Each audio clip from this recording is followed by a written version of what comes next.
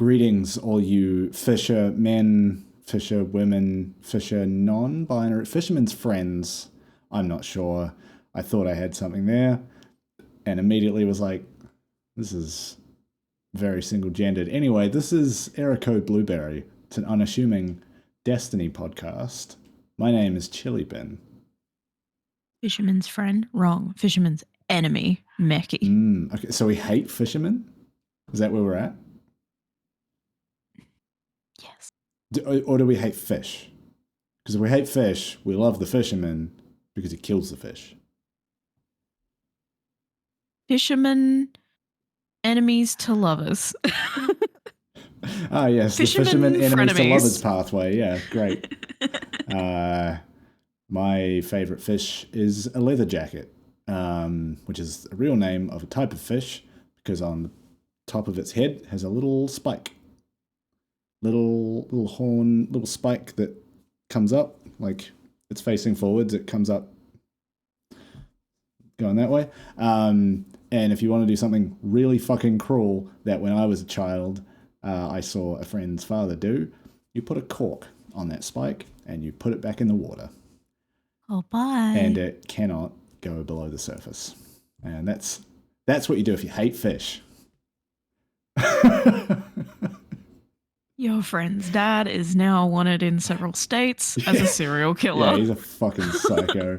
The fucking dark triad won in his brain that day. Tell me about it.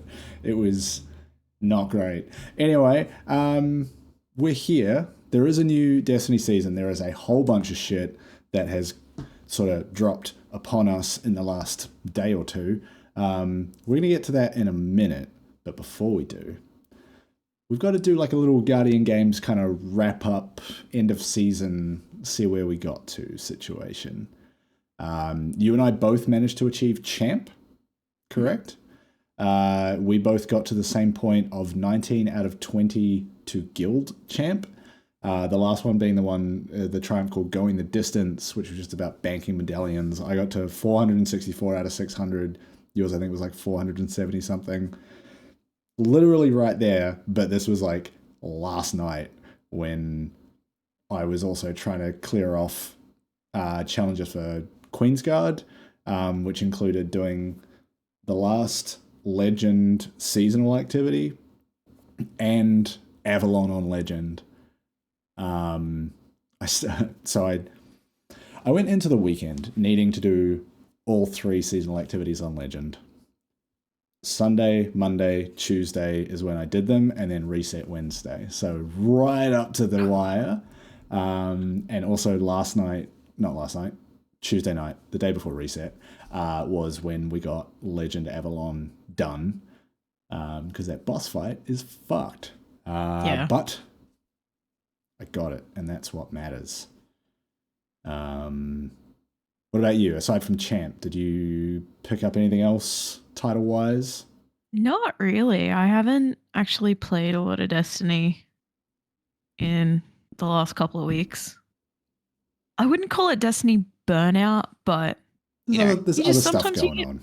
Yeah. Sometimes you hit a point where you're just like, I could play Destiny for a few hours tonight, or watch a movie, or just go to bed. Yeah, the thing I kind of felt at the end of last season, typically, as far as my memory goes, we have the 3-week event every season.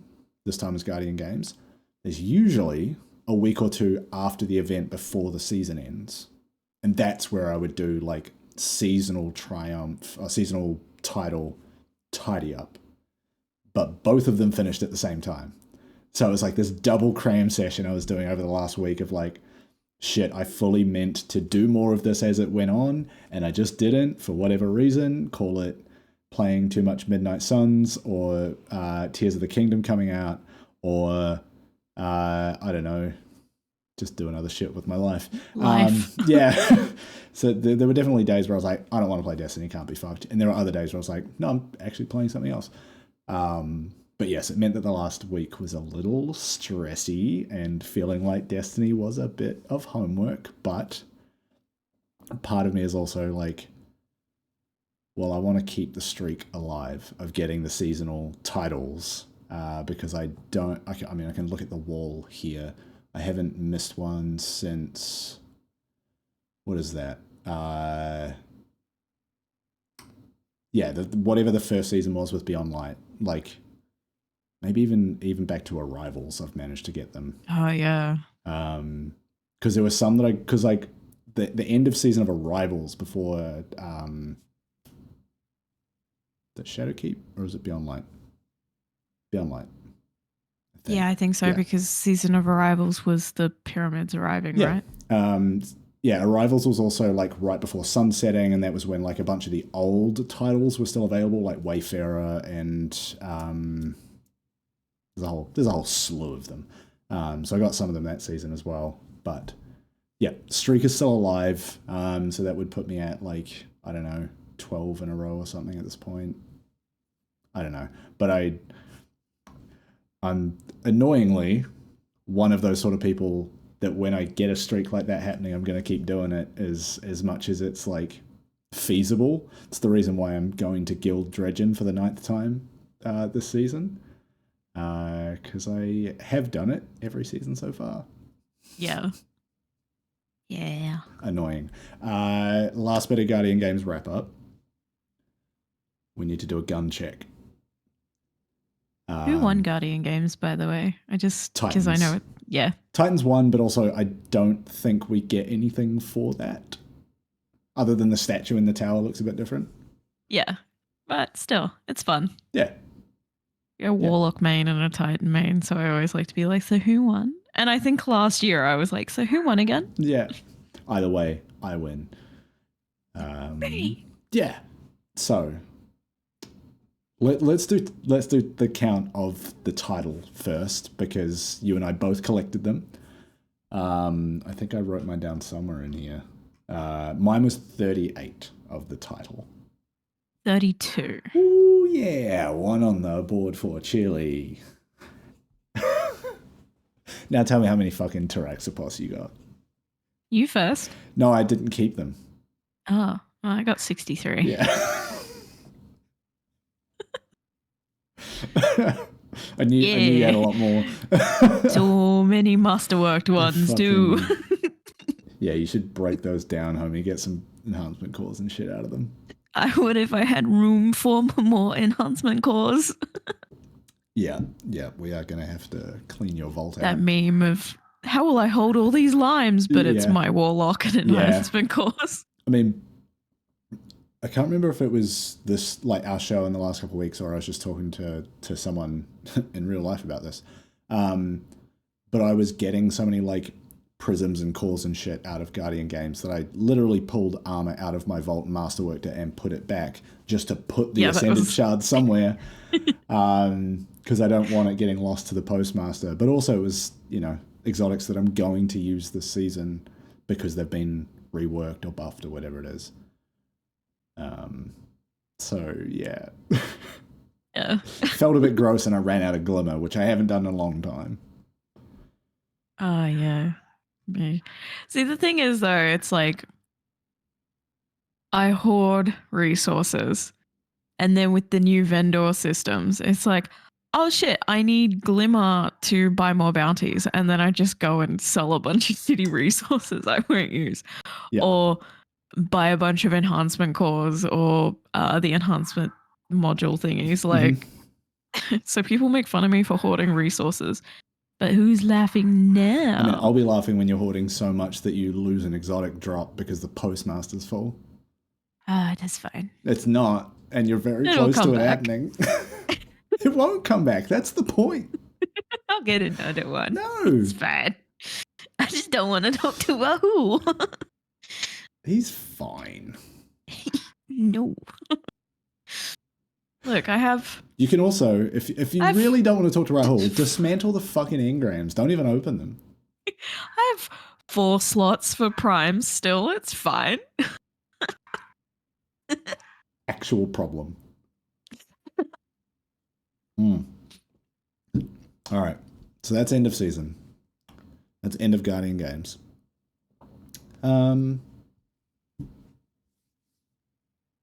Season of the Deep. Deep. It is upon us. The ocean. The ocean is real and we are in it. Fartsy. Yes, the methane sea, as it were. So, where to start? So initially it's like the classic load into a cutscene type joint. We encounter Sloane on Titan after a bit of running around. Weirdly, she's initially just standing in the shadow and like it looks like something's fucked up with her eyes. And then she kind of steps out, and in one of the images before the season, it looked like it was just her arm that was kind of the taken stuff. Like half gone. Yeah, it's like basically up to her like mid torso. Everything below that is, that taken effect on it. And I think I'm interpreting this correctly. The way she described it is the big Leviathan, the giant fish whale thing in the tank. I'm just looking at my notes. Is doing that to her. That's like it being in her body. I'm not sure. Or the taken influence is in her, but her light is resisting it. Yeah, I got that bit a little confused. Via the help of Asa, which is the big whale's name. Asahola. Yep. I think she said that Asa and her light stopped the taken essence from consuming her. Yes. But she also believes that the taken essence might be what's helping her communicate with Asa. Because I one-handed wrote notes as I was playing, and then just kept all of my spelling mistakes in because why not? Why not? Yeah. It wouldn't be my notes if they made sense. Yeah. So I think I went witness still in the triangle. Yes. Witness, so this is the opening opening cutscene. Witness still in the triangle. Ayo, what the fuck that thing do? It melted the Titan to the ship. Yeah. Yeah, that's right. It was because that was because it looks like a cursed thrall. It's like a shadow and its limbs are all twisted, and then it cuts to it. And the fucking Titan is like melted to the ship. Yeah, it was so ew.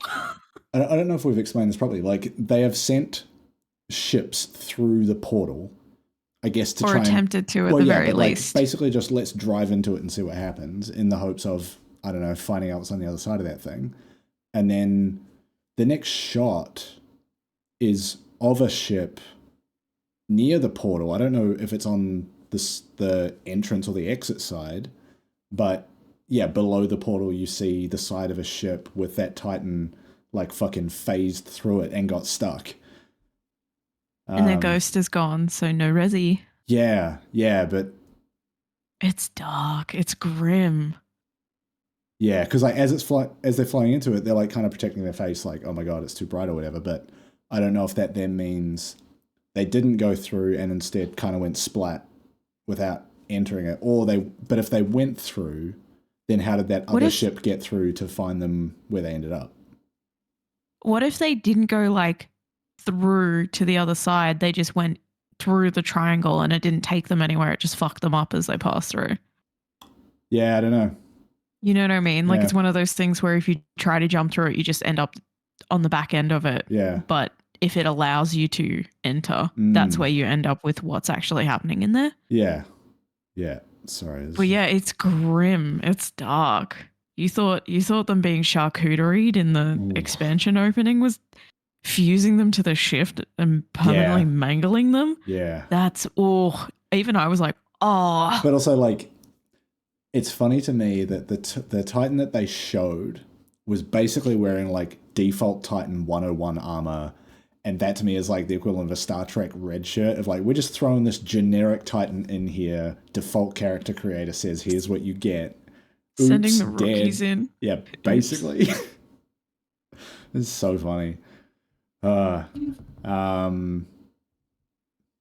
we are still in the territory of them having recorded Zavala voice lines, which, as you noted, and I will now, tough to hear. This will become relevant later, just based on some stuff that came out today. Yeah, and then we're going to find Sloane on Titan. Yeah, we get I think I might have got communication stuff out of from order here, Sloane, and then you kind of try. They say, "Oh, woo, Neptune back. Where it come from?" Yeah. And that Titan's back. And they were like, hey, yo, so we thought she was dead because we had no clue what was happening to these planets when they disappeared. Yeah. So it's a surprise to hear from her again. And just basically Sloane being like, hey, I have some intel. I have something here that's going to help. And Zavala being like, look, we've got nothing to lose at this point. Let's give it a go. Yeah. And then also let's go get Sloane. Like she's a badass. Let's go get her back. And even like Saladin being like, yeah, she's tough as shit. Let's go get her. Yes. And for her to still be alive, they're like, okay. Crazy. Basically, you load in on the old Titan maps.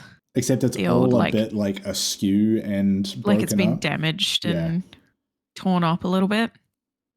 Just a lot of running around. You hear Zivu Arath.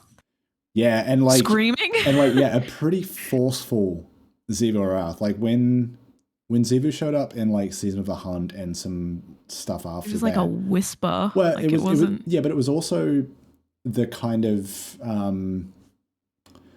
not soft spoken, but like, you know, a lower volume that is being used because they feel that they are in the like authoritative position. They feel like they're winning, so they're speaking confidently. They're not yelling. But this is like full on. I'm screaming at you. I took some screenshots because some of the things I was like, yo, Zivu dropping bars. Yeah. Zivu writing deathcore tracks. Oh, yeah? One of the things she says is, I am the hand around your throat. I am the last breath in your mouth. You cannot escape me. Bro, that's like a Polaris lyric. Holy shit. I was like, she's out here writing deathcore music. I remember Sagira shattering. She was worthy of death. Osiris was not. Fuck. Are you so fragile?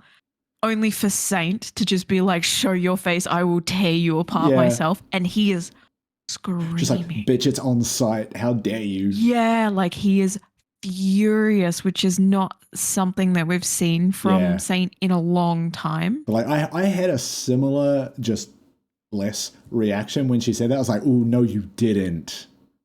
Ooh. For me, it was hearing Saint angry because you in Splicer, all the Splicer content, he talks a lot about how that hate and anger is something that he actively had to kill and like bury within himself to consider himself worthy for Osiris and worthy for acceptance and forgiveness. And she's bringing that back out of him again. Yeah.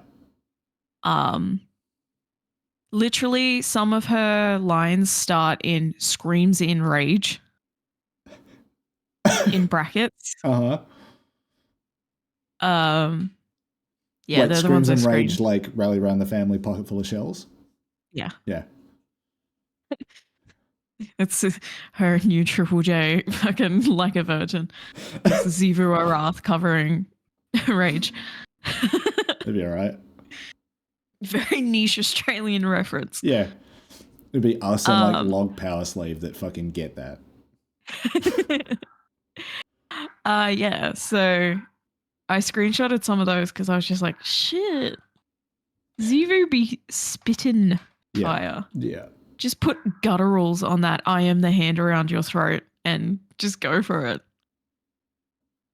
Fucking amazing. I was like, I love their writing so much. They know how to paint a villain and I love it. So you do all that and then who is it? Someone's like, the Drifter fucking shows up. Someone's like, is that the derelict? And he's pretty much like, sup fuckers. Yeah. What are you doing? They're like, go away. And he's like, nah. Sloane owes me a drink. And they're like, oh, just a drink, huh? I'm like, ooh. That's funny. Funny little bits. You mean to tell me the man whose ship is dragging behind it a giant ball of taken bullshit that he found the lady that is now half taken and he wants to say hello? I just love the fact he just turns up and everyone's like, oh my God, go away. And he's like, nah. Bro, give her a minute. She's not ready. Like, of course you're here, you She fucking swiped weirdo. left, you idiot. My next note was all the actors are doing an amazing job. You can really feel the sense of urgency, rage, fear, etc. in these voice lines, which they are. They're doing. Even Sloane's voice actor's incredible. Saint and Osiris's voice actors are great. Saladin's voice actor delivering the banter, but in just dry Saladin like wit in a whale. Mm-hmm. In a way. Whales. I read the next line. And then we get into the actual fun new stuff like the diving and the ocean. Going in the fucking water, which I historically said I'm not about that. I do not want to go in the sea. Thank you. I think like my fear was more that they would try to portray it as like, here's this vast ocean that you're dropping into, but it's basically just like corridors and like relatively enclosed spaces. You're just in water and moving as if you're in water. Yeah, and it's contained within the context of, oh, we found Sloane.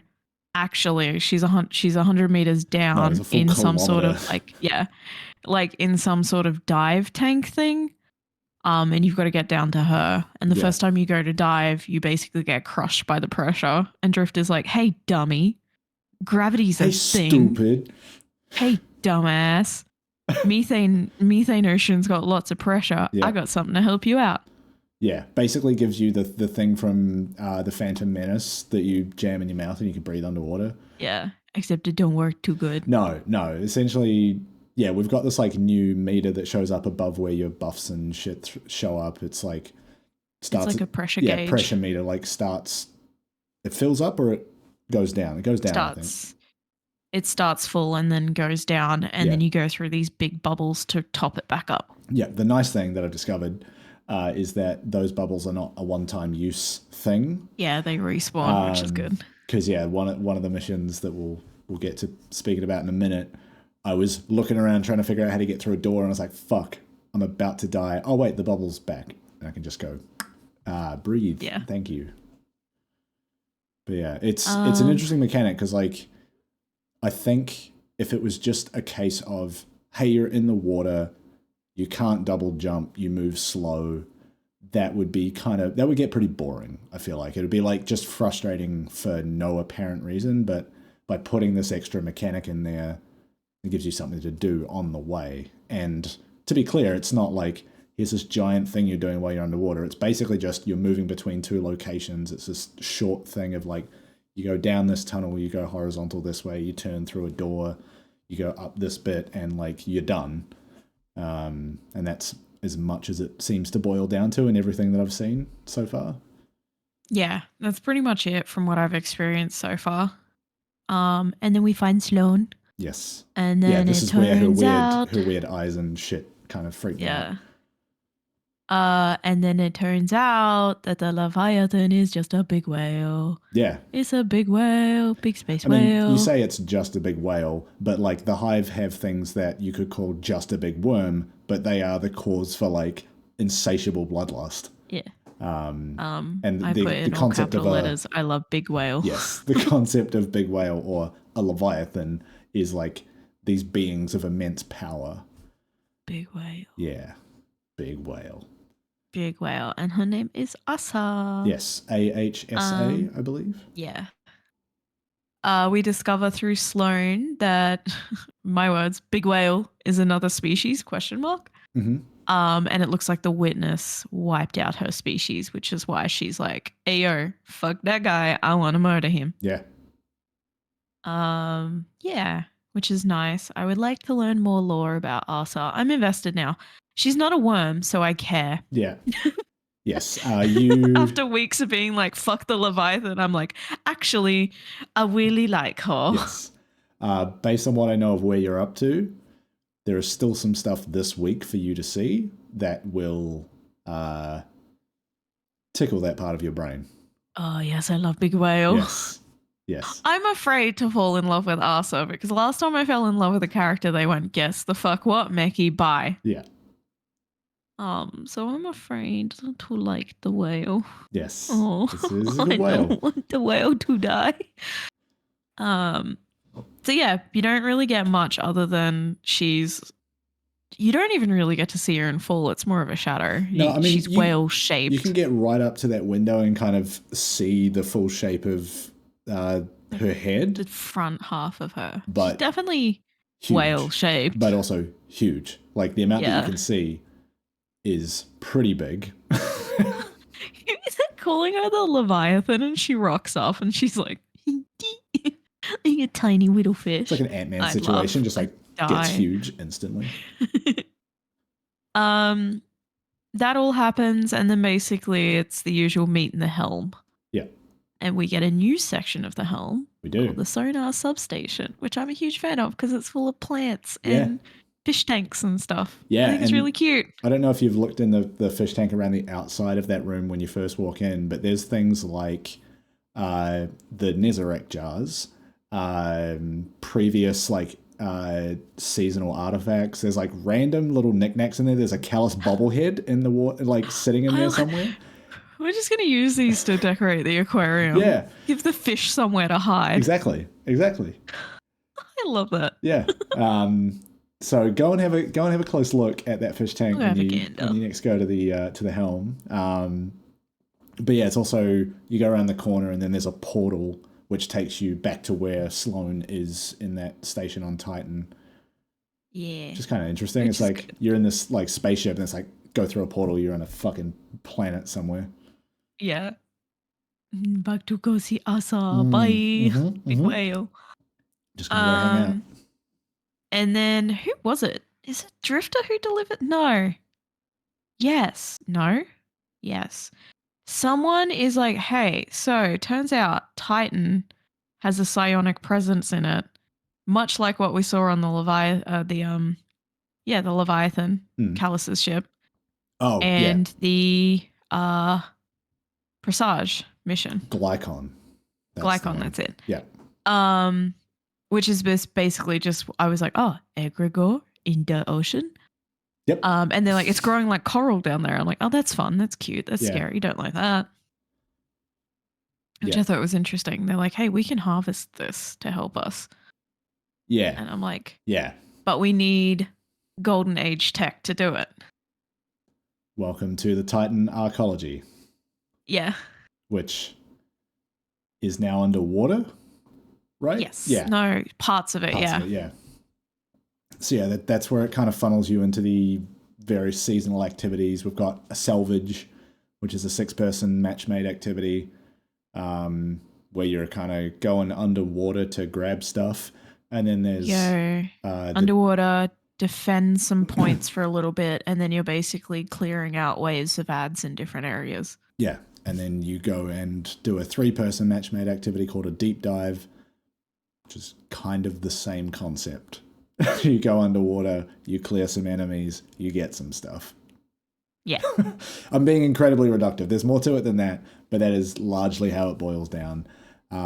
Interestingly, so we've got like seasonal challenges, which we've had for ages. There's a new section called seasonal bonuses that I didn't know were coming. I must have missed this. But it basically just is a list of 10, and they can change the loot that you get at the end of seasonal activities. Like at the end of a deep dive, I think I opened a tier 2 chest based on the bonuses that I'd unlocked. So I need to look at that more closely and work out what the fuck is happening there. But that was cool because it was like a bunch of stuff popped off. I was like, oh, this is a lot of seasonal challenges to get after doing 2 things. Oh no, wait, it's this other menu entirely where I'm getting some stuff. Yeah. Very interesting new bits and pieces. Did you, before you go into the salvage, have you noticed Asa's gifts? Yeah, those are sick. Yeah. Those are so good. Asa's spitwads just hanging out. Yeah. Yeah, it's like you basically load into the loading zone for Gambit, and there are 2, oh no, it's the actual bit where Sloane is, in the underwater station. But yeah, there's these 2 like floating kind of crystal things, and you get to choose one of 2 buffs to get for the entire mission. Then the ones that I can remember were like kinetic. Like kinetic damage boost or precision damage boost, and it's like 10 to 13% or like something in that range. So like it's not nothing, and you just get that for the whole run. And then I had one that I did earlier where you get those two to choose from at the start, but then before you go into the boss, you pick up, there's a single one and you pick that up, and it's like extra mini boss damage. That might have been on a deep dive or something, but yeah, very interesting little additions. I like that. Her little gloobies. Yeah. Yes. Destiny is a silly game. I haven't gotten to do this yet, so I'd like to hear all about it. But you've looked at the image that I posted? Yeah. Cool. So we can talk about fishing. Yeah. So you get like a little bit further into the week 1 seasonal story stuff, and then eventually, I think it might be when you finish, you get a prompt to go talk to Hawthorne, and eventually, like, basically just gives you fishing equipment. You have to then go and like get a bunch of bait, which you get by doing patrols or playlist activities, or there's like 5 or 6 things, and you can get a whole bunch of it very quickly. It's fine. You can hold up to 500, and you use 1 to go fishing. It makes sense. And then you follow that quest line through, and it shows you where all the fishing spots are. And then you just go fucking fish. And I did this for like half an hour. It was actually so good. I'm so excited to go fishing. It is both the most simple fishing game I've ever played and the most satisfying. You push a button to use a bait to put your line in, and then when it kind of like gives you the indicator, you push that same button to pull it out again.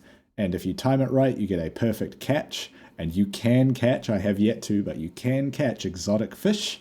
And then you fill up your box or whatever, and you take it to the helm, and you put them in the fish tank.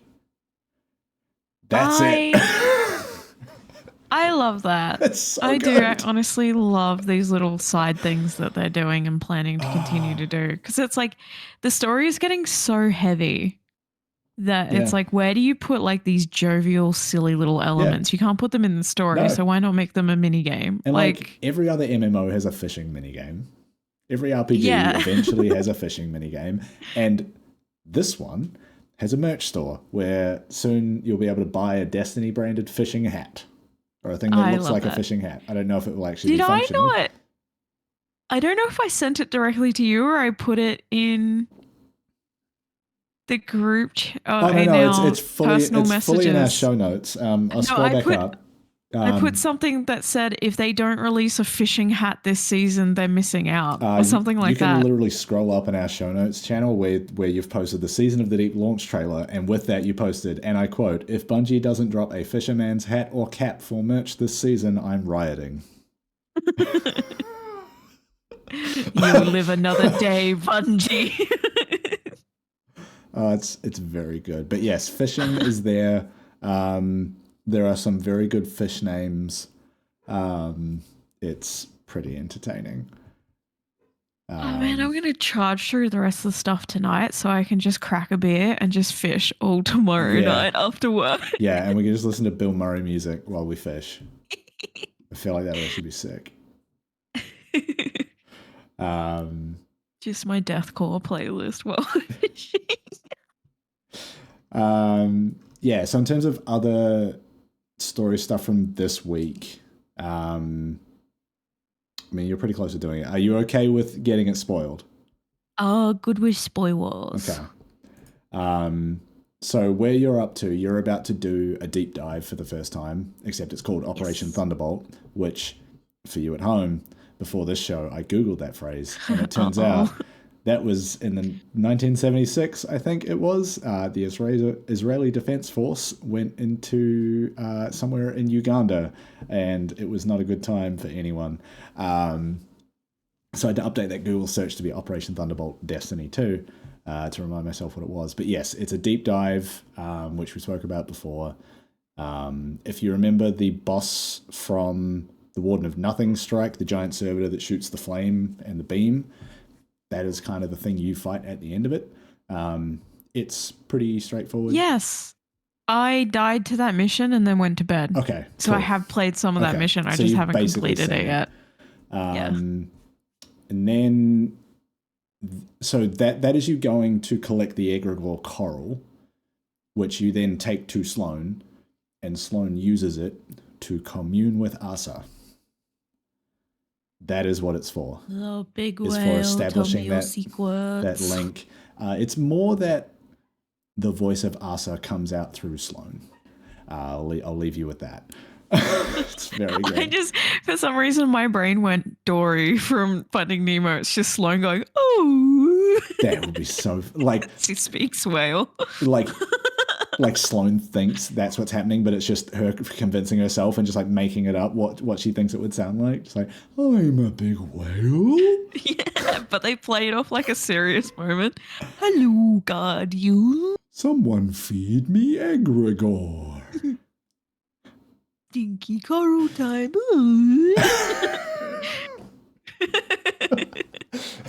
Just like a slide whistle, just like boo. Oh shit. Yeah, so that is kind of the extent of this week's seasonal story bits. I've probably missed some stuff along the way, but the other thing that has dropped with this season is a way, like you can go and get a new Strand aspect. There's a bit of a quest to getting to that point. It gets a little tedious. You're basically going between, I think, 3 locations on Neomuna. There's like, you remember the like scene of the splice of the big Vex thing, and you collapse it and it makes the hole. It's basically killing enough Vex to make that thing pop, but not actually going to a hole. You're just like killing the Vex around it. But there's a lot of them, and doing it by yourself, it takes a while.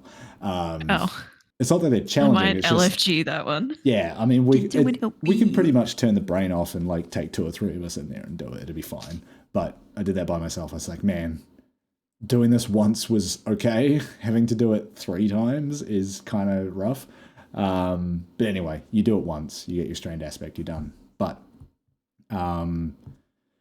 you do those 3, and then you go back into the facility where the veil is, because the mission is called Parting the Veil.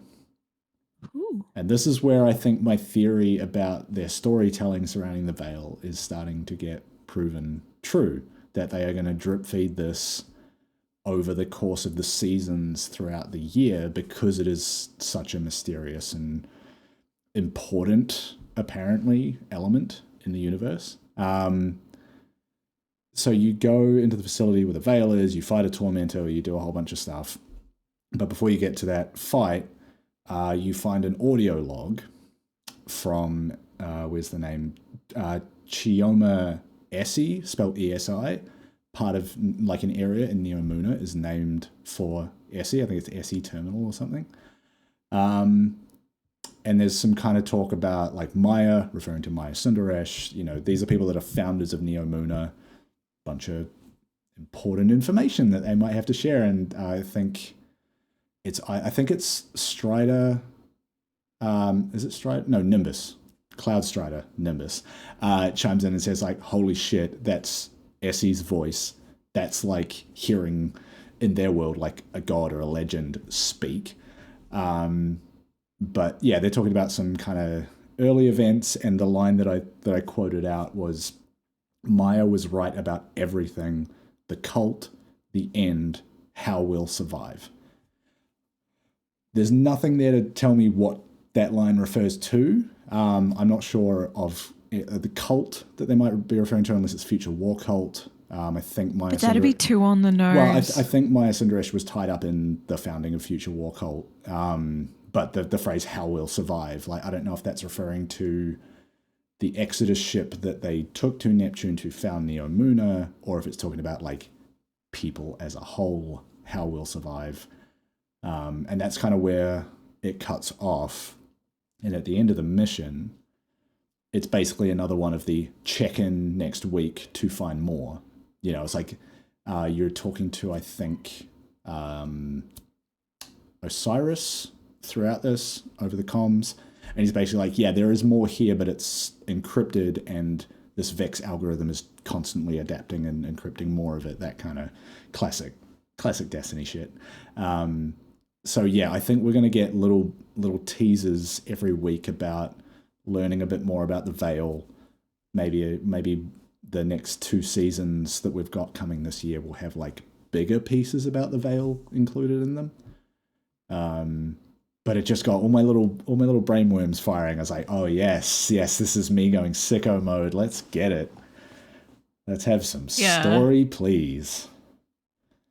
Something interesting I noted. Yeah, you noted that I found interesting. Words are hard, man. Yeah. Savathun stole the veil from the witness, which I think we suspected because Osiris always hinted that Savathun had planted that knowledge in him. Yeah, sorry, I fully skipped over my own notes. I think, I think that was mentioned during Lightfall of like, Savathun put the veil here, no one knows why, blah, blah, blah.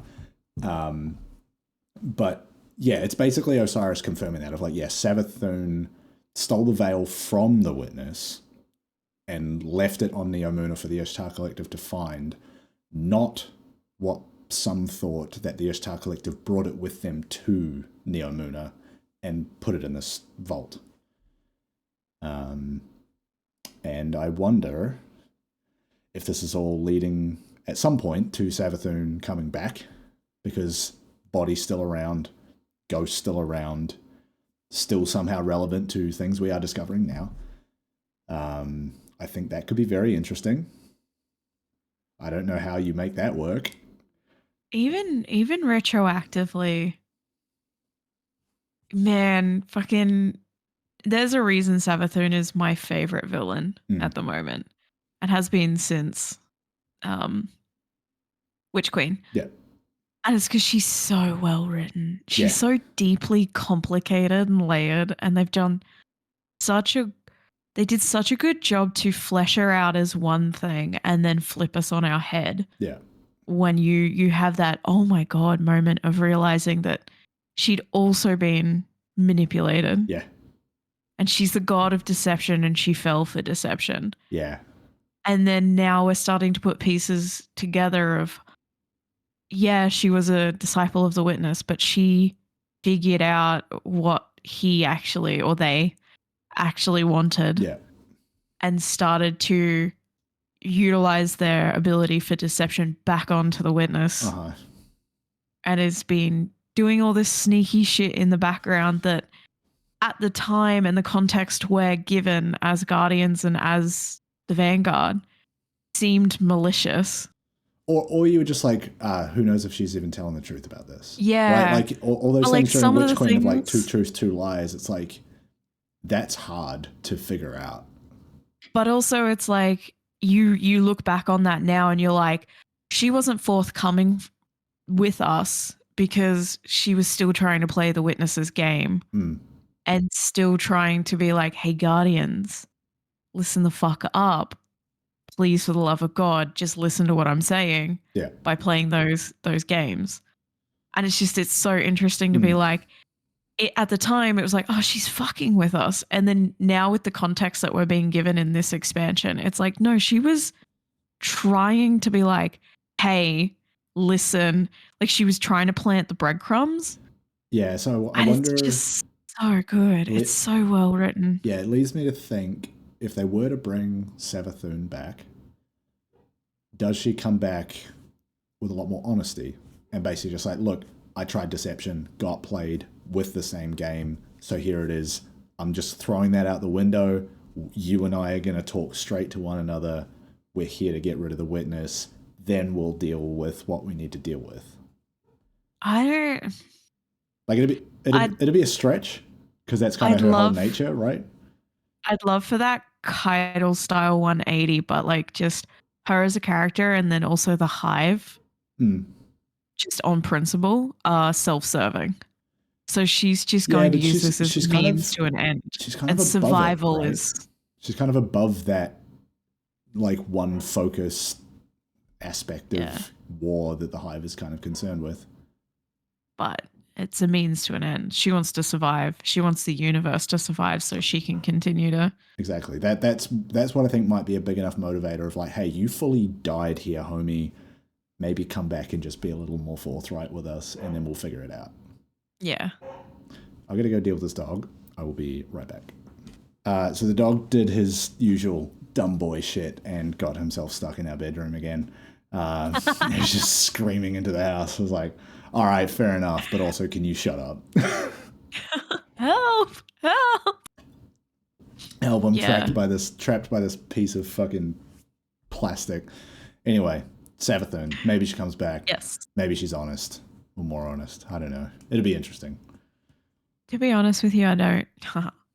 To be honest, to be honest with you, I don't think if she comes back, I don't want her to be like good. No, I'm You not. know what I mean? I want I'm her not to saying. continue to be like. Yeah, like I want I her don't to. think she'd come back and just be like part of the Vanguard or like fully on our side, but at least like, hey, enemy of my enemy type thing. Like we need to figure this out because it will destroy literally everything. Then we can go back to like, haha, funny, let's beat each other up times. I'm gonna go sword logic over here. Bye. Yeah, but like, there is no space for sword logic if the universe doesn't exist or life doesn't exist. I mean, another means to an end is we get rid of Ziva and that's her siblings gone. Yes, very true. But yeah, I would like her character to remain intact. I don't want them to do a 180. Yeah, no, on that one. I would like that as well. I'm just thinking through like the avenues by which she would be brought back and what that means. Like if the ghost resurrects her, because what is the reason she is not getting resurrected now? Is it just that we have captured her body and kept it away? I think so. Something Ikora did has stopped Umaru from being able to res her. Yeah. I don't know if maybe that is Cabal light suppression tech or... Yeah, it kind of rings a bell. Something. I'd have to go back and look. I know Ikora was like, I'll handle the remains. We've got ways now of stopping Umaru from resing her. Yeah. Our theory was they did a Transformers and just dumped her in the sea. Put the concrete shoes on her dead body, just yoink, get out of here. Bin Laden'd her and threw her in the ocean. Fuck. She's in the Pacific. Oh my god. Yeah, maybe. That's good. I like With that. all the Decepticons. Oh my god, it's very hard for me to hear the term Decepticons because there was a New Zealand rap group called the Decepticons, but it was spelt with like K's instead of C's and shit. Yes. Very, very hard to get that part out of my brain. The Pacific Ocean just has a pile of villains in it and at this rappers point. from New Zealand, from South Auckland. Okay.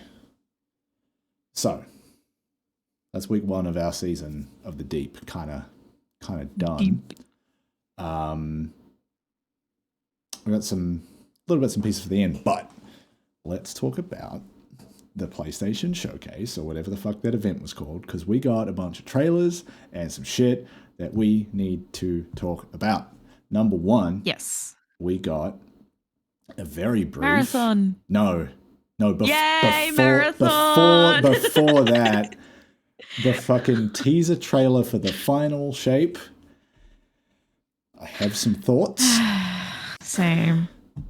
So let's just very quickly describe it.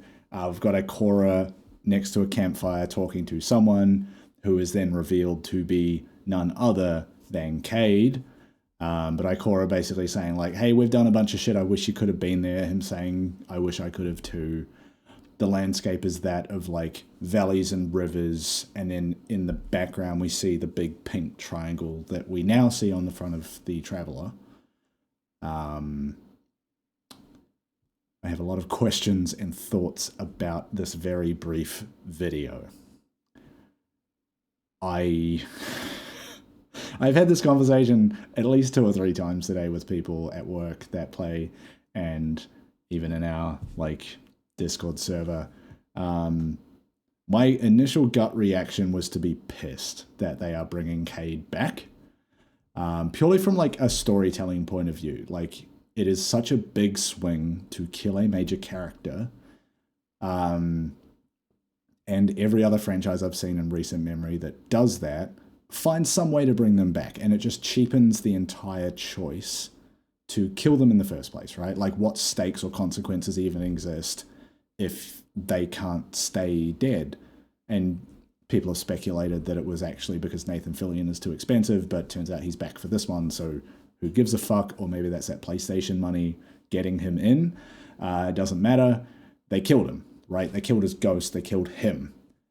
How is he back is a big question. There's no ghost to resurrect him. So what happened when he got killed? Was there some weird trick that he pulled because that was his nature? Unanswered open questions there. Where even the fuck is he? And this is where it gets to like thoughts of how characters get resurrected within Destiny, right? Like often it's a ghost bringing someone, well, using someone's body, putting the light in it, but then they're a different person.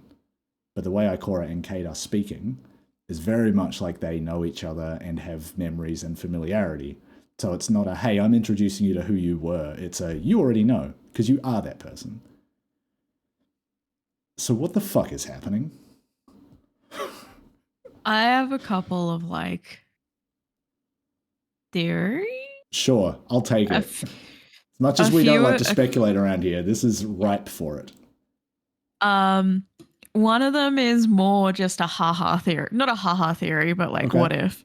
So the first one is, and they might have done this to trick us, but the first one is the triangle in the sky and then them being in a lush landscape makes me wonder if Ikora got in to the portal somehow. Well, I have to assume, right? Yeah. Whatever's on the other side of that portal is where they are. Yeah, which is like, it could also just be Destiny, Bungie being like, haha, turns out you can see it from all kinds of places, or actually you're still on Earth. You know, just some fuckery. Yeah, could be. And maybe but also the line Cade says is like wherever here is. Yeah. So I don't know about that one. And that's where Guardians who die end up. Yeah, I had that thought at some point. The other side for Fallen Guardians. Why is Ikora there? But also Ikora has her ghost. Yeah, Ikora has her ghost. Another thing I thought about, and it was randomly because this afternoon I was like, I'm going to watch some movies this weekend. I'm going to find some new movies and then rewatch some of my favorite movies. What if Ikora is having a Swiss Army Man moment? Hang on. And Cade's a hallucination. Oh, okay. Yeah, could be. She's ended up in the triangle, the undulating Travusi. If they show this only to have slowly losing her mind, to have this Cade actually just be a hallucination, a lot of people are going to get real mad. Yeah. Like Ikora, who is the stoic one who doesn't disclose emotion, the pressure of it all, the guilt of sending Cade in, all of that. She's slowly losing her mind inside the triangle. Yeah. That was my haha theory. Yeah, like, what if that I think is a long shot. Is like, actually, guess what? He's not back. This is entirely Ikora losing her fucking mind. She's being corrupted by the darkness finally. Yeah. You know? She's being fucked with. It's Savathun again. God.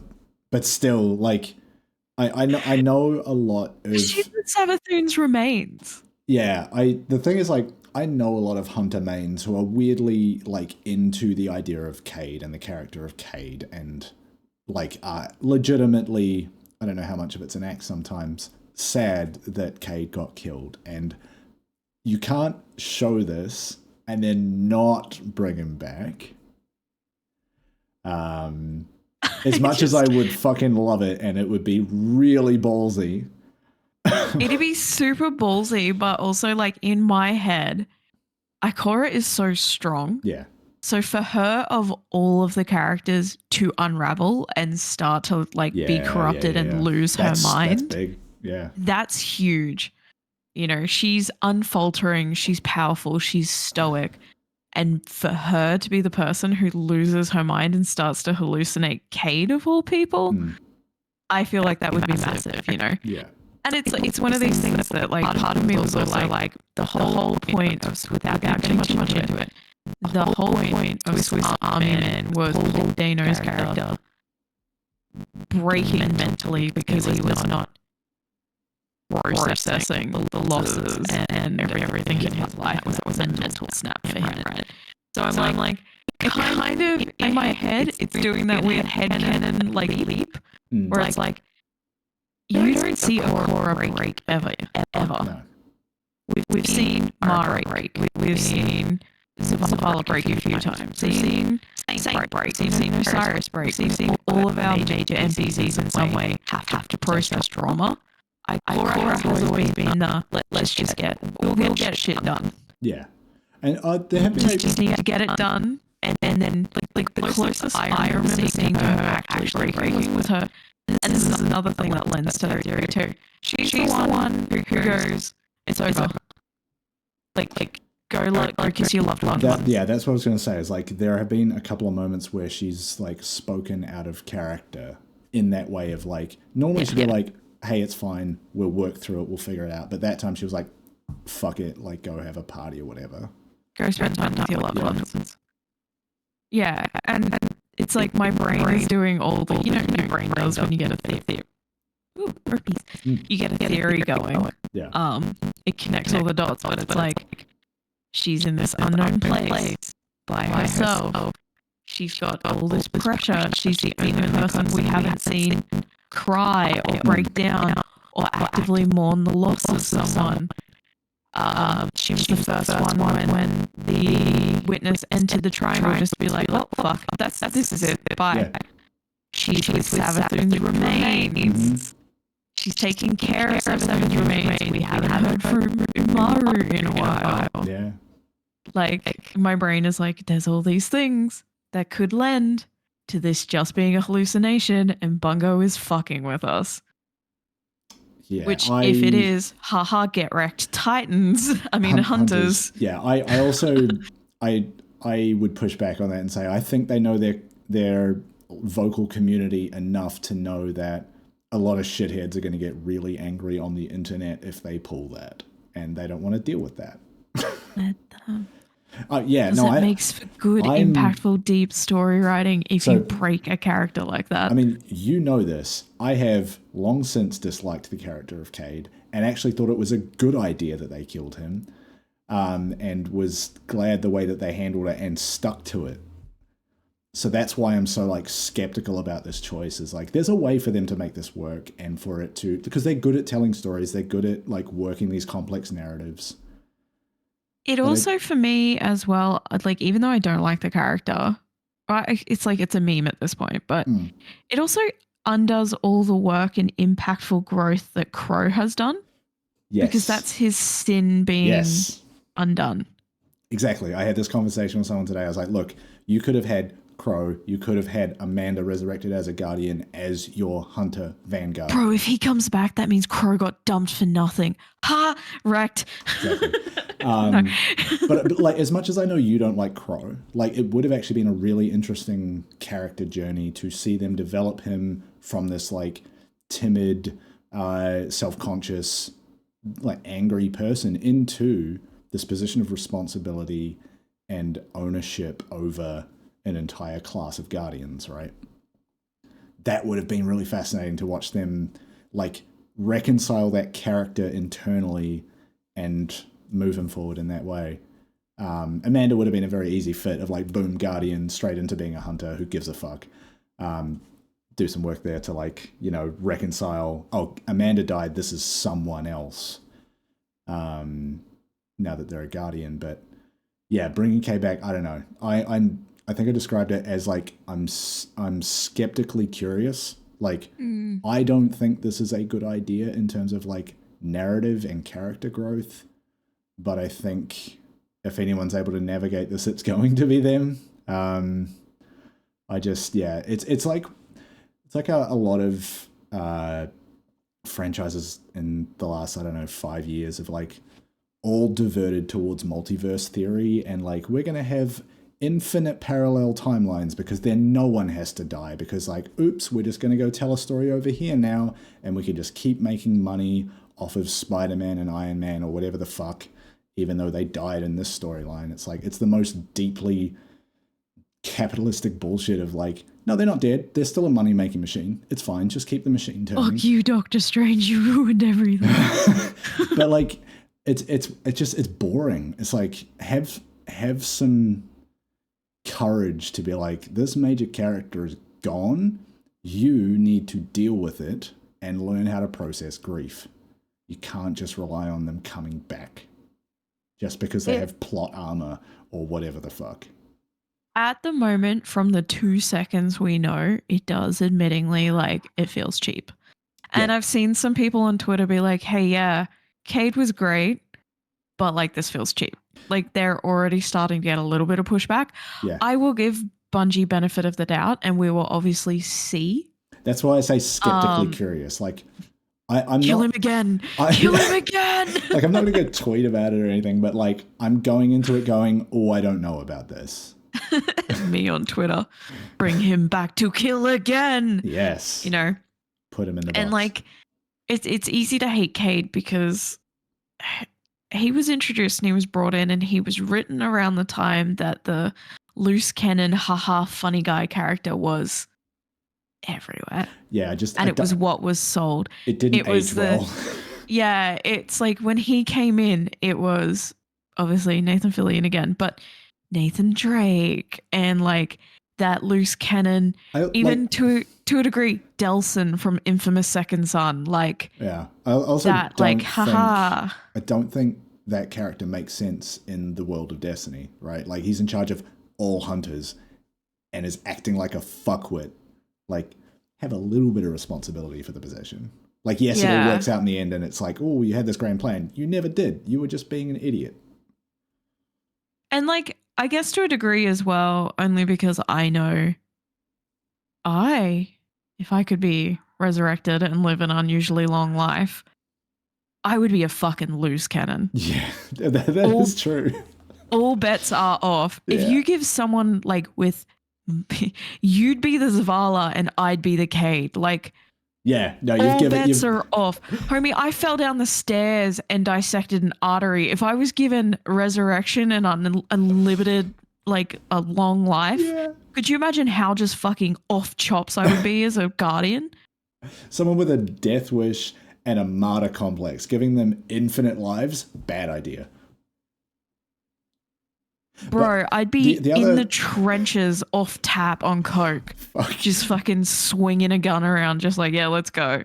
Doesn't matter. As long as my ghost is good, I'm good, homie. Like, yeah, but his ghost is gone. Yeah, but like, I understand Cade's character to a degree. Uh-huh. I just honestly think that whole like, fuck it, we're invincible, let's get it, could have been done a lot better. Yeah, that's fair. The other thought I had at some point today was like, we know the Exos can go through a reboot and like, is this Cade 7? But the fact is he fully died. Like, the Exos getting rebooted is like a choice they make. They push a button, right? It was a headshot. Yeah, dude is fully murked. The guy got scrambled. No ghost by bullet in the brain. But then there's that part of my brain that is like, well, I mean, they cut to black. They never showed us the shot. And the shot is very loosely talked about too. But they did like show the image of like the light in his eyes going out. Yeah. But then was that him powering down for a reboot? Like that to me is like, if they're going to go that way with it, they're going to have to work pretty fucking hard for me to get it and be on board with it. It's like that feels a little bit like a cheat. Yeah. It doesn't feel like, you know, when dude, there was a panel at PAX Australia where they had a fucking funeral for Cade. What are you going to say to those people? What are you going to say to them? You know, it doesn't have quite the same energy as the not obscurity, but there was a long time where we didn't know who took the shot on Aldrin. Yeah. It Yeah, it was doesn't a bit feel up in like the air that. because there wasn't just Aldrin and Cade in the room, right? We were there. Our character was And there. Petra. Petra, yes, that's right. And there is that conversation that went around for a while where it was like Mara being like, well, who took the shot? Like, who did it? It doesn't have that same weight. No. It doesn't. Yeah. I'm going to give them benefit of the doubt. I trust that they know what they're doing. Yeah, that's ultimately where I've landed on this. I just wanted to go through my entire day's processing with you here in the show. Love if they just edged all of the hunters mains who made Cade their personality and just like, oops, it's a hallucination. We Swiss Army manned you. Or they bring him back just to fucking kill him again. They bring him back, but he's in some weird like limbo purgatory situation. Yeah, he can't leave the undulating Travusi. He's stuck in purgatory. Yeah, I think actually I think it might have been you or someone else I was talking to was like, because of where that triangle in the sky is it implying that they're actually inside the Traveler? That's what I put in our spoiler channel where I was like, the Travusi's in the sky, so does that mean they're in like the triangle, whatever that means? I don't know. I don't think that is what we're seeing. Because we still don't know if the witness created that portal to get inside the Traveler or they were using the power of the Traveler to create a portal somewhere else. We don't know. My read on it is the latter. Like it's a portal to somewhere, but it's not inside the Traveler. Yeah. But we also have no fucking idea what is the Traveler or what's inside it. Yeah. So it's like, we still don't know what that portal is. No. It being there might not mean they went through. That could be Earth. That could be somewhere on Earth. Like, yeah. And Cade's just been in hiding for fucking 5 years. I think because of what Cade says, wherever here is, that leads me to believe they're on the other side of that portal and somehow Ikora found a way through it. Yeah. Which I could see her doing that, to be honest.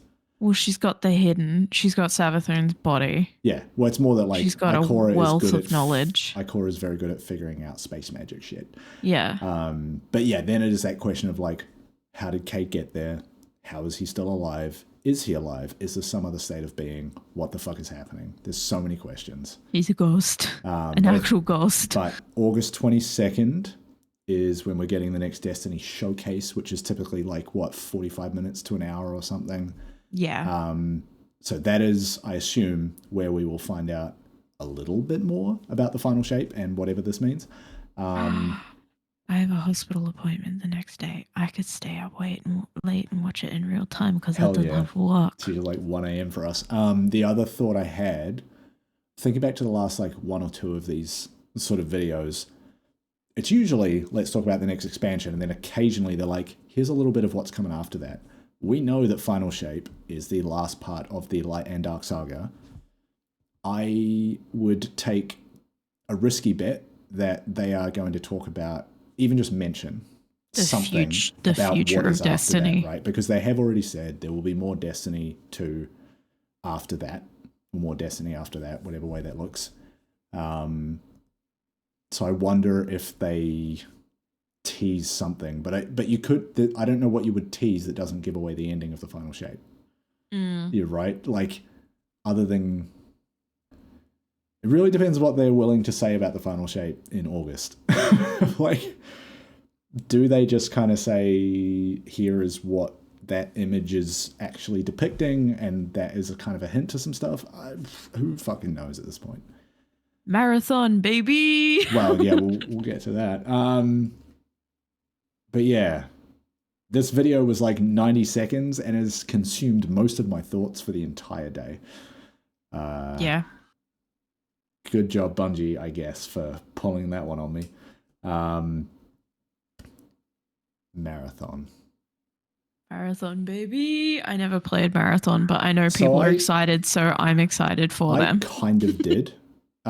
This was back when I was a kid. We had like a Mac desktop computer. Remember the ones that were like kind of shaped like an egg and they had like translucent plastic and they came in like different colored options? We had the orange one. And this was like back in the day of shareware games, and I don't know what form we had it in or where it came from, but I remember playing some aspect of a marathon game on that Macintosh computer. I could be misremembering this. It was fucking ages ago. We also had a Windows PC at some point. But it also might have come off a demo disc. Who knows? But yeah, it's of course like it's a precursor. That trilogy is a precursor to Halo, and to an extent, Destiny. Like you can see references to Marathon in basically everything Bungie's ever done, even just little icons, and apparently even down to the name Mida. Like that is showing up in new Marathon promo shit. And a lot of the Braytech and Ishtar collective aesthetic looks like the Marathon aesthetic too. Yeah, and there's like weapons from Marathon that basically look identical to weapons that showed up in the first Halo. Just very, very good shit.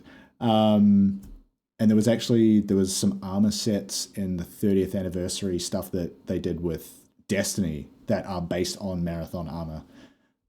So you can go look at that now. But that original trilogy, it turns out, you can just go and find it on the internet. They released it in like a very open, permissible license that you can just download it and play it right now. You can go play the original Marathon. But what this new Marathon is not a sequel or like even just because that was just like a first-person shooter action game. This is a PvP extraction shooter, which, as far as I understand it, is like you load into a map, try and grab some loot, and then get out. It's a pretty loose genre. It's only kind of formed in the last few years, right? Tarkov is like one example I can think of. Yeah. But they've said like, yeah, it's not a follow-on from any of the previous games. It is set in the same universe. But man, if this isn't some of the tightest aesthetic I've ever seen in my life. It's so nice. How do you make sci-fi look like this? It's so nice. It is. They described it in this VDoc that came out today as like graphic realism, but it's like this very clean, like flat color palette, like almost like clinical, pristine, like science fiction, clean surface aesthetic.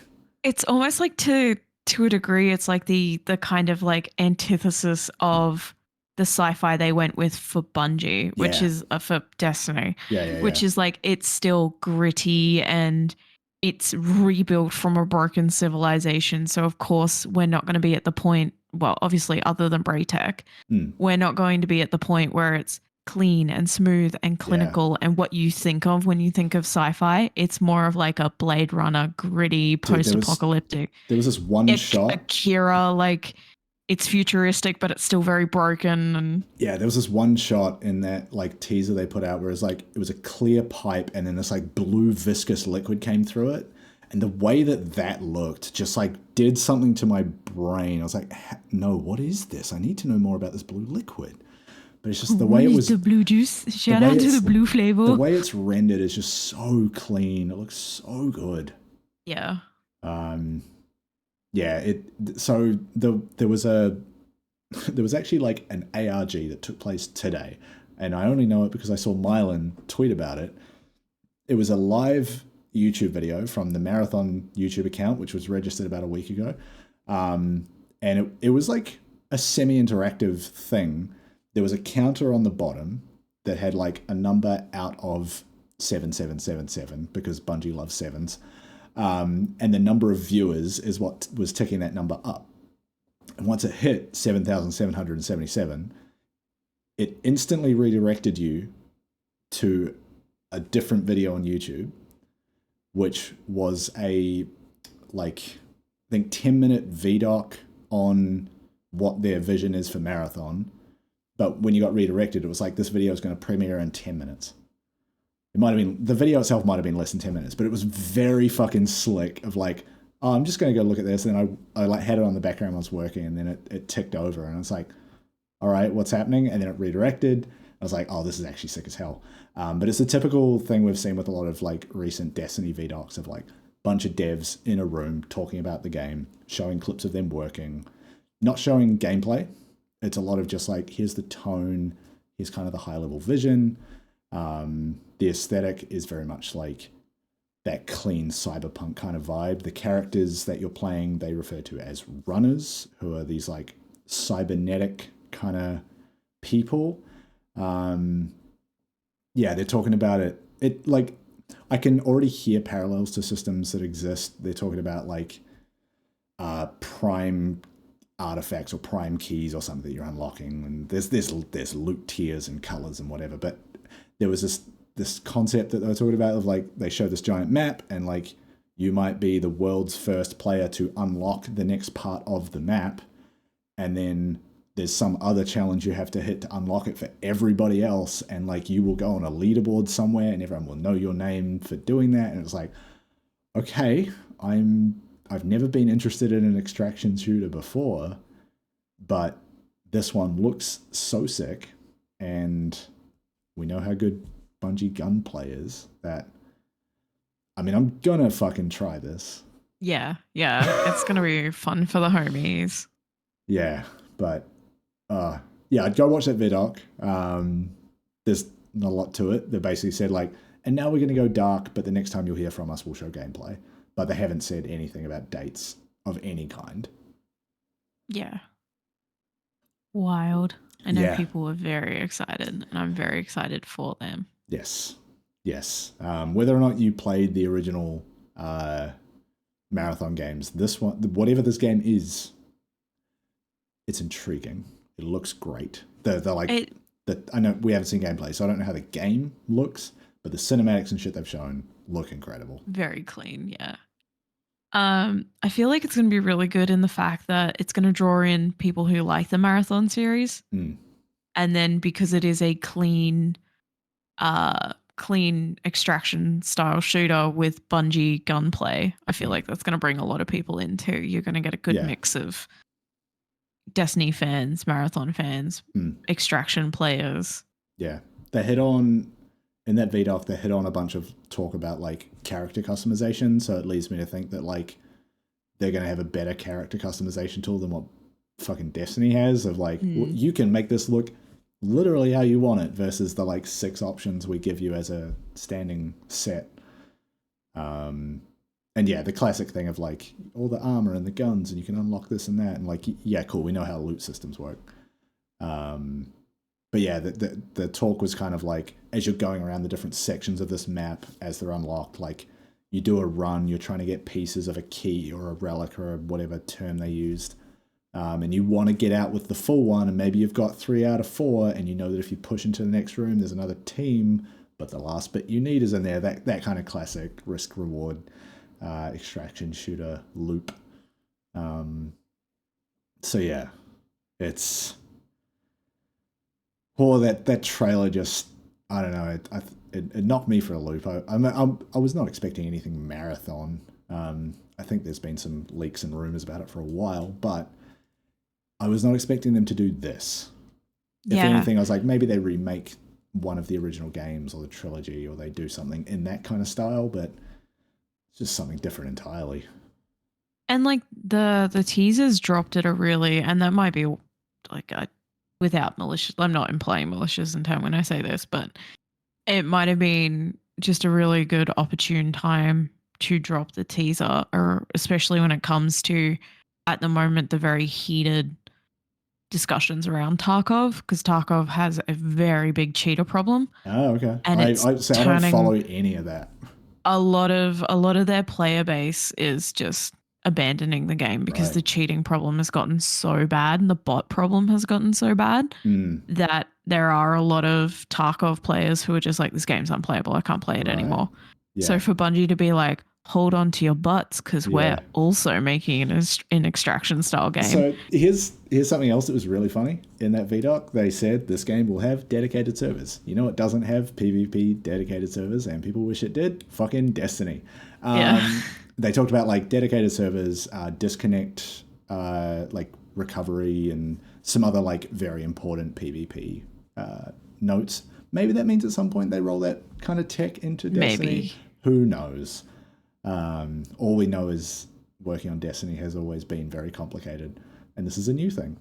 So maybe it's easy to do that when you're starting something from scratch. It's easy to hit your wish list when you're building from the ground up. But it's also very interesting that and this I think is the first major sign that Bungie being acquired by Sony is not going to hurt exclusivity or anything, right? Like, they are releasing this game, PC, PlayStation, Xbox, cross-play, cross-save, everything, day one. I think when Sony bought Bungie, a lot of people were quick to be like, oh, that means everything they do from now is going to be exclusive. And it's like, well, no, they've actually retained a lot of independence, and this is a good sign of that. It's a whole new fucking game, and they're going, no, everyone gets this. It's fine. Yeah, I feel like a lot of that comes from... It has happened with the PlayStation exclusive strikes. It has, but at the same time, it's like a lot of people... I see a lot of people use Bloodborne as an example, but it's like, no, PlayStation bought that specific IP to be a PlayStation exclusive. They didn't buy FromSoft and then go, every Soulsborne game from here on out is only going to be on PlayStation. They said, we're going to have this special little self-contained piece of... It's not even a piece of, like, let's be honest, it's not even a piece of Dark Souls lore.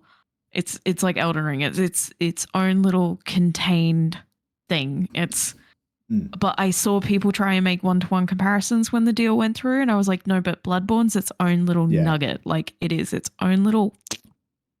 It's not tied to Dark Souls or Demon Souls in any way.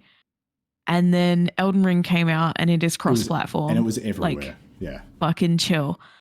And then people made the Kojima Productions comparison, but it was like Koji and PlayStation always made it clear from day one that it would eventually end up on PC. Like, that was a clear conversation from day one. They were like, it is starting on the PS4 and we will port it to the PC eventually. It's a lot more complicated to make a game of this size on PC. Yeah, actually, like, very quick sidebar on that. Very funny that they announced a Metal Gear Solid 3 remake. Konami did, and then Kojima is out there like tweeting pictures of the dinner he's eating, just like unbothered. Unbothered. He's got DS2 on the way.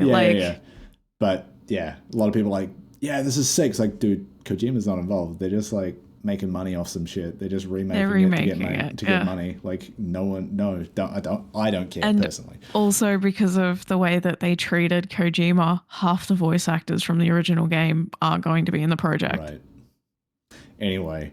But it's pretty funny. Yes, and I think never mind. I had a thought. It's gone. Doesn't matter. Marathon. Marathon is... Baby! I'm just excited to see what this is. Like, it's been a long time since Bungie's put out a new game. The last one was Destiny 1. Like, a brand new thing. Like, even though Marathon's a pre-existing franchise, it's still... I think this is a big enough departure from what those games were to be like, I mean, this game's getting built from scratch. No doubt. Yeah. It'll be a while away from what I'm seeing. But yeah, Marathon. What a thing. Some other, I don't know, little potpourri for the end. One of my favorite things to do in Destiny, when a new season drops, I like to go look at the store. Not because I want to go buy a bunch of shit, because there's usually a bunch of, I don't know, emotes, armor sets, ornaments. They could be kind of fun. For example, I quite like Heart of Inmost Light as a Titan exotic. There is now an ornament for Titan arms that matches that. You know, they do the pairing and the effects kind of stack. So I've done some build crafting in the last day to like make a build and save it to loadouts with that. Same thing with Eternal Warrior, the dumb stone helmet. Like, I've now got a build that kind of works with that, and it doesn't look totally shit. I wish the helmet looked better, but it kind of all works. But, and I say this as someone who is not yet an Australian citizen, but is trying to become one this year. And also, in the week that we have lost one Tina Turner from this mortal coil, there is now a Nutbush emote, and it is referred to as, I think, Down Under Dance.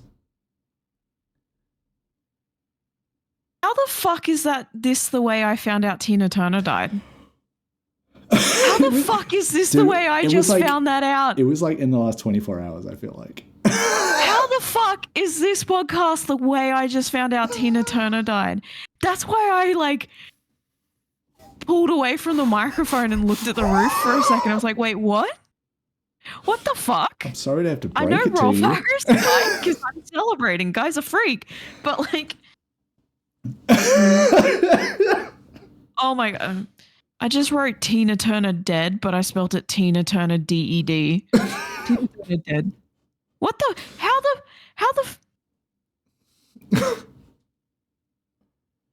How the fuck is this how I found out? What the fuck? That is the longest, wildest lead up to you finding out. How the actual fuck? Oh, that explains why she was being played on the radio so much today. We shouldn't be laughing, but how the fuck is this podcast how I found out? I was trying to make a joke about there being a Nutbush emote in Destiny 2. So my work just has like, in Australia we have, I don't know if it's the same for you in Victoria, but we have like an oldies channel called Triple M. What? Oh, you mean the radio station? The radio, yeah, it's called Triple M, okay, right? Yeah, it rings a bell. And all they were playing today was Tina Turner. And you didn't think to interrogate that a little bit? No, I was just like, oh, Tina Turner on today. Oh, it must be a birthday. Oh, Mad Max, woo. Okay, so she's dead. Let's establish that. Let's get okay with that. It's a good thing I'm not like deeply invested in Tina Turner, because that would have been a real weird episode if I just podcast burst off. out. What the fuck is this podcast?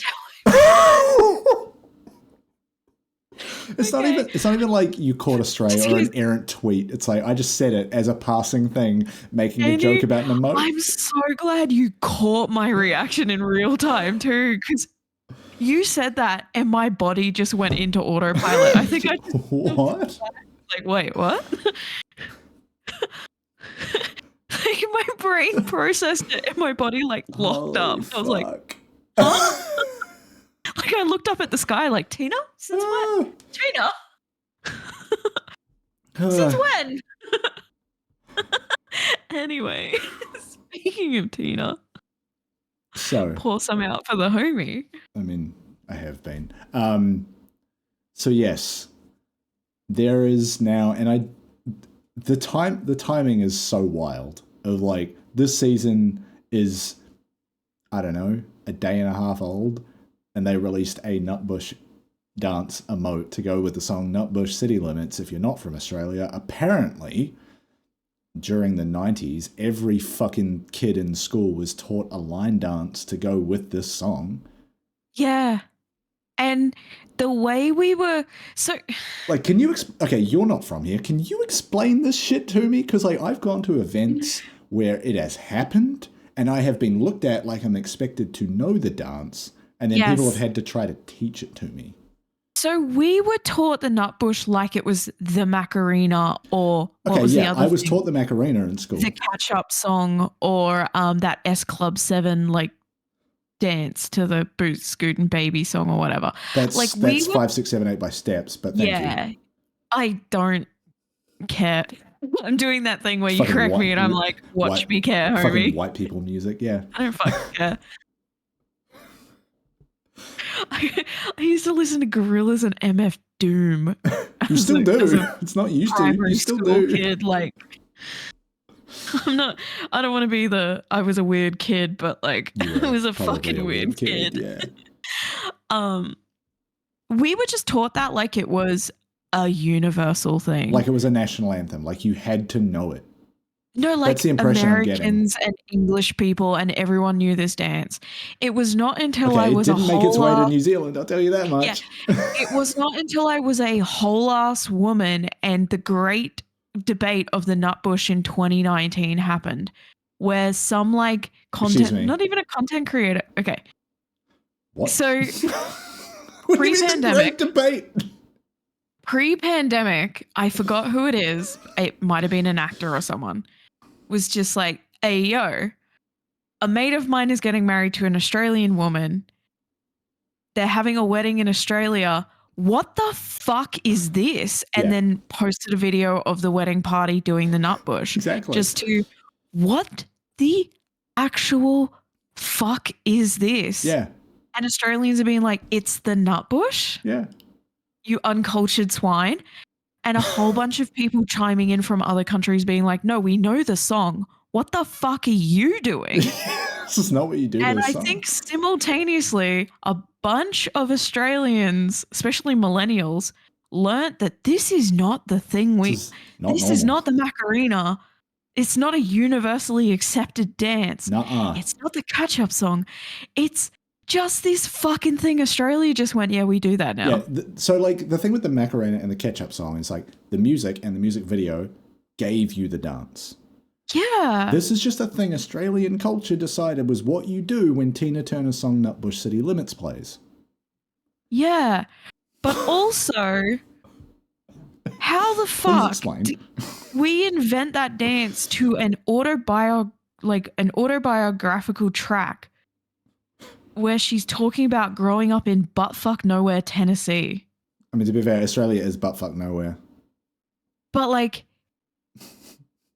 so the nutbush is like Australians think line dancing is. Yeah. It's not line dancing. No, I I've know. heard so many Australians call it line dancing. I'm like, bro, have you seen line dancing? Yeah, no, I say that as a derogatory reference of like they would think this is. But I remember in school being taught line dancing routines and being like, yeah, this is how it work. Fuck. And then I did the nutbush at a thing trying to figure it out, and I was like, no, this sucks, actually. But yeah, in July, I will be eligible for Australian citizenship, and I am now worried that I will have to learn the nutbush is part properly. of the test. Yeah, my Australian partner has just walked in and is laughing at me. That's great for me. I'm gonna have to have that conversation later. You're about to learn the nutbush. No, she's tried to teach me, but it's been like we've been together like 5 and something years, and she's tried to teach it to me twice within that time.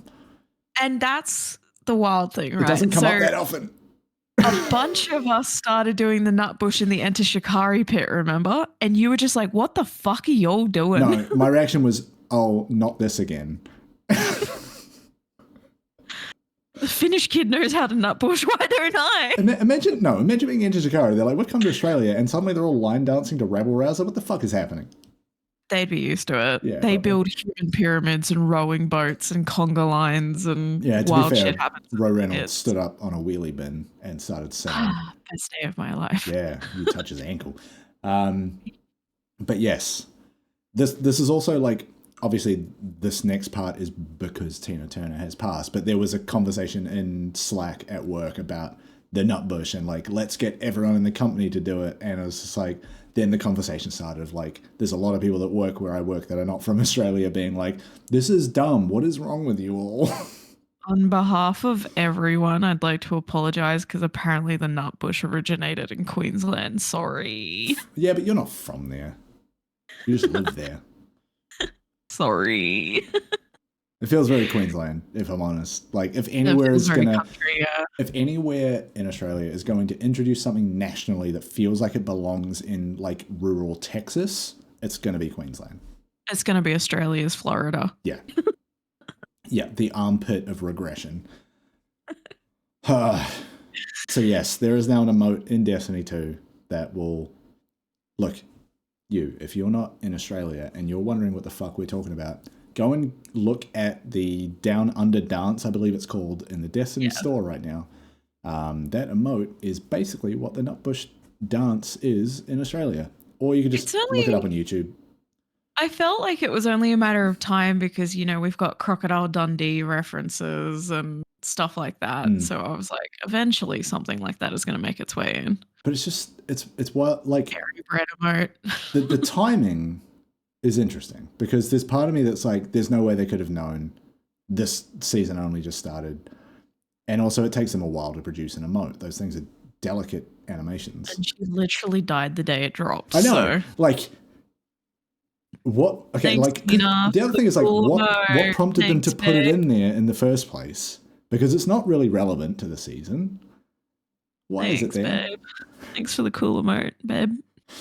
Like, what are we She's in doing? the system. She's become part of the man Yeah. frame. Okay. That aside, let's just put a pin in all of that. There is also some other very good emotes. Now, if you remember back in the Helm, there used to be what we referred to as the hot tub.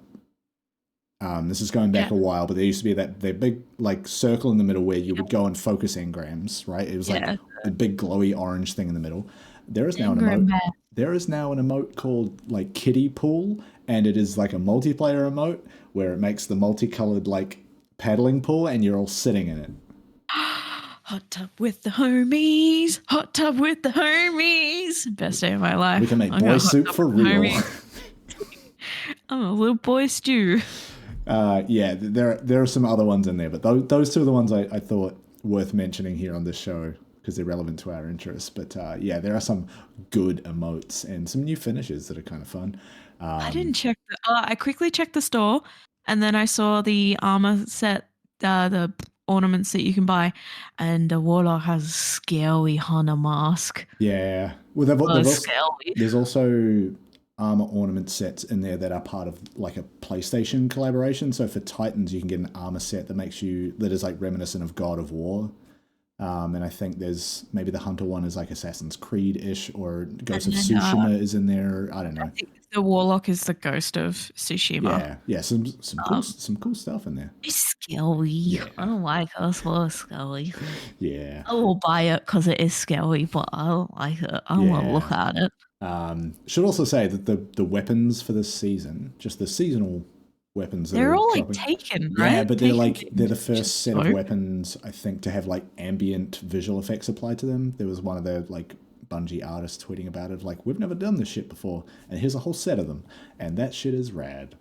I noticed that in the trailer and I was like, I really hope these are taken weapons because I really love the aesthetic of like, I went to go put a fucking Nordic spin on it. I nearly said Mm. thorn and whisper and stuff like that. I Yeah. really like that aesthetic. And we've always talked about this on and off. I don't know if we've ever mentioned it on the podcast, but like, not just you and I, but with some other people in our team have been like, man, taken armor would be so dope. Yeah, and so like that ornament that I spoke about for Heart of Inmost Light, it is made to pair with the ornament for that chest piece that makes it look like taken shit is kind of coming up through it. And when you apply shaders to that, it can get real spooky. Of like, it's basically black armor, but the stuff coming out of it is like this deep red glow. And with one shader, it's just it looks very good. Man, I want warlocks to get cool taken essence stuff. Yeah, or just play a Titan. I have a Titan. Unfortunately, I have not used him in quite a while. Yeah. That was like me with my Hunter and my Warlock. Like literally 100% of my playtime last season was Titan. But then at the end of the season, I went through and claimed all the rewards off the season pass, and then it just like boosted my power level up a huge amount because I got my Titan to pinnacle cap. So it was just like every bit I grabbed just pushed it up further. And I think, let me have a look. My Hunter is now sitting at like the armor pieces are 50 to 60 below. So there's some work to do there, but 1750 when 1810's the power cap, that wouldn't take much to get up. I would just have to play them, and I don't have that kind of time, especially when Diablo 4 is dropping in like a week and a half, and I'm going to New Zealand in less than 2 weeks. So that's fun. Yeah. But yeah, Season of the Deep. Season of the Deep. Oh, I need to like decompress after the last 10 minutes. My face hurts Still from can't laughing. believe that's how I found out. What the fuck? Me neither. Me neither, if I'm being honest. All I've seen is Rolf Harris died and people being like, yes, Sick. stinky weird old man, goodbye. Get him out of here. Tina Turner though, pour one out for a real one.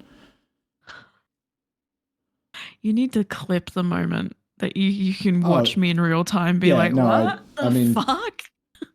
It's worth noting, of the like 60 something episodes we've done, I still have all of the source recording videos. Like I've got everything. I've got like a 16 terabyte NAS drive sitting in a cupboard. It's fine. I've got it. just YouTube short of me fucking realizing Tina Turner's dead. Yeah, I'm just gonna clip your reaction and like chop it up, put like wacky sound effects on it, make it like a Vine compilation.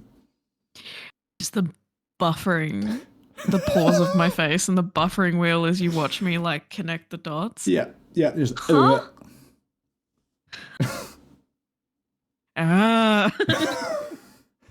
exactly.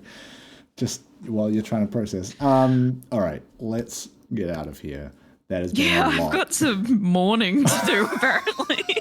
Why are we still laughing? Just for context, if anyone gets upset, we're not laughing at the fact Tina Turner is dead. We're laughing at the fact that a fucking podcast about Destiny 2 is how I found out. No, not only that, me telling a story about an emote based on a very weird Australian application of Tina Turner's music. Niche Australian cultural. Yeah. And in the lead up to me mentioning that, me mentioning offhandedly, assuming you'd already heard. As a passing comment. Because I assumed you'd already heard. You're more online than I am, and I heard about it. 3 different ways. Anyway, let's get out of here. I'm going to go see if I can find a dance chart for the Nutbush City Limits Australia style. Because I assume it's on the citizenship test. Whether or not I have to perform it physically, I'm not sure. I will have to learn the national anthem. I think I'm at like 90% complete on that. Not sure I can do it from memory. All I know is it has the word girt in it. It does have the word girt in it. Girt. Our home is girt by sea. You add the word girt to the Australian national anthem, and we have the worst accent ever. So it's not girt, it's girt. Girt. Girt by sea. Our home is girt by sea. I'm not here to embrace arachnids, mate. All right, this has been Erico Blueberry, episode 60, fucking something, I don't know, I'm not your dad. We'll see you next time for more of this. Please do the usual, like and subscribe, tell a friend, leave a comment. What else? Get into Season of the Deep. Get wet with it. Get spooky. Get deep, get wet. Get wet, stay wet, I like to say. Season of the Deep is going to overlap with Festival of the Lost, right? Yeah. No. Wait. May, June, July, August kind of time frame. Damn it. Festival of the Lost, Dawning, the fucking Guardian games, and what's the other one? Why am I bad at this? Crimbo. What? Solstice? Solstice, yeah. Solstice. It's either Solstice or Festival of the Lost. I think it might be Solstice because it's coming into summer for the US. And that's when I think Solstice is. I was hoping it was Festival of the Lost because then we could be wet and spooky. Yes. I mean, we could be wet and spooky anyway, but it won't be dictated by Destiny and their seasonal content release. We'll see you next time. Play Destiny. Tell a friend about Destiny or this show. Dealer's choice. Bye. See ya. Still in shock. Nutbush City Limits. Deadass. No idea she died. I'm so sorry to be the one to tell you. Don't care. So funny. I felt my head snap back. I was like, what? Like my brain was like, huh? Fucking whiplash, my guy.